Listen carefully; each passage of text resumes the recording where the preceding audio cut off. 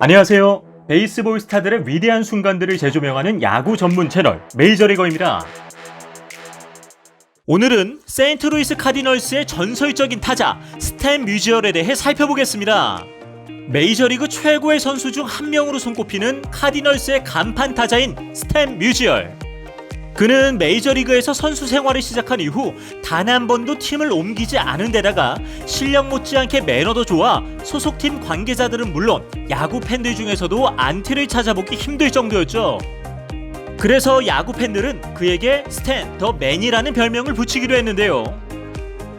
하지만 해당 별명은 세인트루이스 팬들이 아니라 당시 다저스의 연고지였던 브루클린 팬들이 붙여주었다고 합니다. 자이언츠가 뉴욕에서 샌프란시스코로 연고지를 옮길 무렵 메이저리그 서부 시대가 열렸는데요. 이 시기 올스타 투표에서는 신시내티 레지 선수들이 8개 포지션을 싹쓸이할 정도였죠. 하지만 유일하게 신시내티 선수가 아니면서 올스타에 오른 선수가 있었으니 바로 그 남자 스탠 뮤지얼이었습니다. 뮤지얼은 한국과도 인연이 있었는데요. 1958년 한국일보에서 카디널스 팀을 초청해 서울 올스타 팀과 친선 경기를 가진 적이 있습니다. 당시 카디널스는 3안타만 내주며 3대 0으로 승리한 바 있는데요. 당시 뮤지얼은 첫 타석에서 1타점 2루타를 날려 팀의 승리를 이끌었죠. 하지만 이날 뮤지얼은 그의 스포츠 매너로 인해 더 화제를 모았습니다. 6회 김양중을 상대로 투 스트라이크 원볼 상황에서 네 번째 투구가 정확히 가운데로 들어왔지만 내셔널리그 주심이 볼을 선언해버리면서 관중석에서 야유가 쏟아졌죠. 당시 뮤지얼은 포수의 미트와 심판을 번갈아 보려니 슬며시 웃었고 5구째에 한참 빠진 공에 보란듯이 헛스윙을 하고는 더그아웃으로 뛰어들어갔습니다. 스탠 뮤지얼은 1920년 11월 21일 펜실베니아주 도노라에서 태어났는데요. 폴란드 출신인 아버지는 이곳에서 아연을 생산하는 공장에서 일했습니다. 이 때문에 도노라는 늘 스모그가 가득한 도시였다고 하는데요. 1948년에는 주민 절반 가까이 호흡기 질병에 걸리는 도노라 사건이 발생했습니다. 뮤지얼의 아버지가 이해 세상을 떠난 후 뮤지얼 역시 아연 공장에서 잠시 일한 적이 있었지만 결국 버티지 못하고 뛰쳐나왔다고 합니다. 야구에 전혀 관심이 없던 아버지와 달리 뮤지얼은 어릴 때부터 폴란드 스포츠 클럽에서 체조를 하며 운동신경을 단련했습니다. 농구에도 소질을 보이긴 했지만 그가 가장 좋아했던 건 야구였죠. 그는 8살 때부터 빅리그 선수가 되고 싶어 어머니께서 해진 천으로 만들어진 야구공을 빗자루로 때리며 타격 연습을 했습니다. 고등학교 때는 야구팀이 없었지만 뮤지얼은 좌투수와 타격 역량을 동시에 갖추고 있었습니다. 이후 피츠버그 대학에서 농구 장학생을 제안했지만 그는 어머니의 의견을 따랐다고 합니다. 당시 어머니는 아버지께 미국은 자유국가이며 사내아이가 대학에 가지 않을 자유가 있다고 말했죠. 뮤지얼은 1938년 대학 진학 대신 세인트루이스 카디널스와 월봉 65달러의 마이너리그 계약을 맺습니다. 그리고 고교 시절부터 만났던 릴리안 라베스와 결혼하죠. 14살 때 라베스는 슈퍼마켓 주인의 딸이었고 뮤지얼은 아연 노동자 팀에서 배트보이로 뛰고 있었습니다. 그런데 어느 날 다른 팀과의 대결에서 투수를 다 써버리는 바람에 어린 뮤지얼을 마운드에 올렸는데 6이닝 동안 무려 13개의 삼진을 잡아냈습니다. 이때 경기를 관람하던 라베스의 아버지는 딸에게 이렇게 말했죠. 저 폴란드 꼬마 녀석이 아저씨들한테 공을 던지는 걸 보렴. 이로써 5년이 지난 후 1939년 11월 26일 뮤지얼의 19번째 생일에 둘은 결혼식을 올립니다. 세인트루이스에 정착한 부부는 한 번도 이곳을 떠나지 않았고 서로를 떠나지도 않았습니다. 마이너리그 D클래스에서 뛰었던 뮤지얼은 빠른 공으로 승부를 거는 왼손 투수였습니다. 1938년에는 6승 6패 방어율 4.66, 1939년에는 9승 2패 방어율 4.30을 기록했죠. 게다가 타격 능력까지 뛰어나 공을 던지지 않는 날에는 외야수를 맡기로 했습니다. 1940년에는 28경기에서 18승 5패 방어율 2.62로 껑충 뛰어올랐습니다. 9이닝당 볼넷수도 5.9개까지 줄였죠. 하지만 외야를 보던 어느 날 날아오는 공을 잡으려고 다이빙하는 순간 어깨를 크게 다치고 맙니다. 이 부상으로 뮤지얼은 자신의 최대 장점인 빠른 공을 잃게 됩니다. 그리고 스프링 캠프에서 대형 홈런을 얻어맞기도 했죠. 이후 한 경기에서 7점까지 내주자 팀 내 모든 이들이 뮤지얼에 대한 기대를 저버렸습니다. 이때 전년도 마이너리그 팀 감독인 디키커와 클래스 C 팀 감독인 올리반에게 권유로 타자로 전향하게 됩니다. 당시 뮤지얼은 커를 위해 휴스턴에 집을 마련해준 적이 있었기 때문에 잦은 소통을 할 수 있었죠. 게다가 뮤지얼이 타자로 전향하는데 가장 큰 역할을 한 인물이 바로 브랜치 리키였습니다. 어느 날 팀 내 연습 경기를 지켜보던 리키는 뮤지얼이 우측 펜스를 넘어가는 홈런을 날리는 것을 보았는데요. 당시 뮤지얼은 어깨 부상이 회복되기도 전이었죠. 이때 리키는 뮤지얼이 타격에 어마어마한 재능이 있다는 사실을 발견하게 됩니다. 리키의 예상대로 뮤지얼은 스프링 캠프에서 87경기에서 26홈런 94타점을 올렸습니다. 더블A 54경기에서도 타율 3할 2푼 6리를 기록하죠. 당시 카디널스는 다저스와 리그 우승 자리를 두고 치열하게 경쟁하던 상황이었는데 리키는 뮤지얼이 회복됐다는 소식을 듣자마자 이렇게 말합니다. 뮤지얼을 외야에 넣고 때려낼 수 있는지 보자고.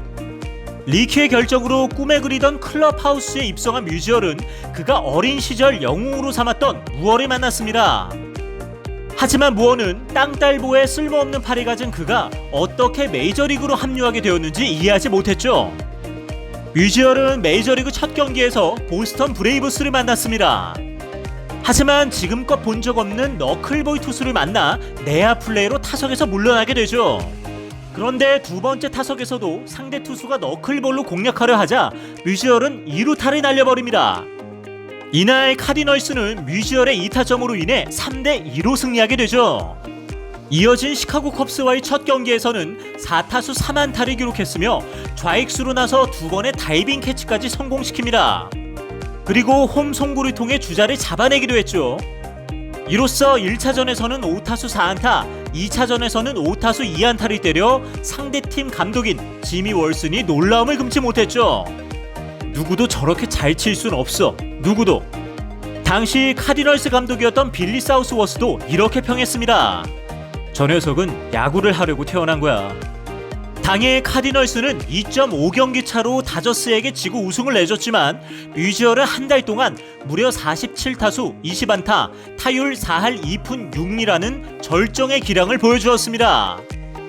1942년 마침내 주전 선수로 우뚝 섰습니다. 팀 내선 테리 무어가 중견수, 에노스 슬로터가 우익수, 뮤지얼이 좌익수를 꿰찼죠.